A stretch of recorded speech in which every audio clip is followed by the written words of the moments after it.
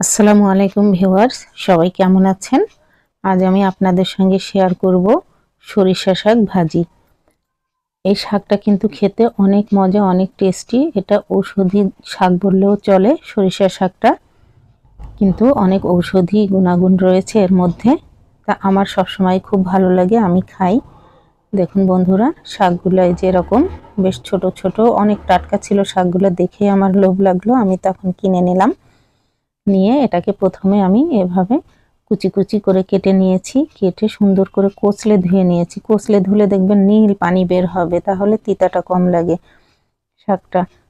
তো সরিষা শাক একটু তিতা টাইপের সামান্য, কিন্তু ভালো করে ভাজি করতে জানলে ওই তিতাটুকুও লাগে না, ভালো লাগে। তো প্রথমে কড়াইয়ে আমি একটু ফোঁটা পানি দিলাম, অল্প বেশি পানি দিব না, শাক থেকে পানি বের হবে। তারপরে আমি পেঁয়াজ কুচি, মরিচের ফালি আর লবণ দিয়ে শাকটাকে ঢেকে দিয়ে সিদ্ধ করতে দিয়ে দিব। তো একবার আমি ঢাকনাটা তুলে, এটাই কিন্তু কখনোই হলুদ যাবে না, আমরা হলুদ দেই না এটাতে, শাকটায়। তো একটু উঠাই নাইড়ে চেড়ে, দেখুন বন্ধুরা শাকটা আমার সিদ্ধ হয়ে গেছে। এখন আমি এটা তেলে দেওয়ার প্রসেসে চলে যাব। এটা খুবই ইজি একটা রেসিপি, খুবই সহজ, খুবই সুন্দরভাবে সহজভাবে রান্না করা যায়। তো প্রথমে আমি কড়াইয়ে তেল গরম দিলাম, তার মধ্যে রসুন কুচি, পেঁয়াজ কুচি দিয়ে আমি এটাকে একটু বেরেস্তার মতো করে নিব।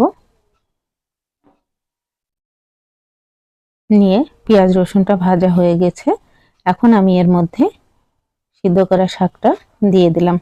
দিয়ে এখন সুন্দর করে এটাকে নেড়ে চেড়ে যেটুকু পানি আছে সেটুকু শুকিয়ে ফেলবো। এটা ভালো করে নেড়ে চেড়ে শুকিয়ে নিতে হবে।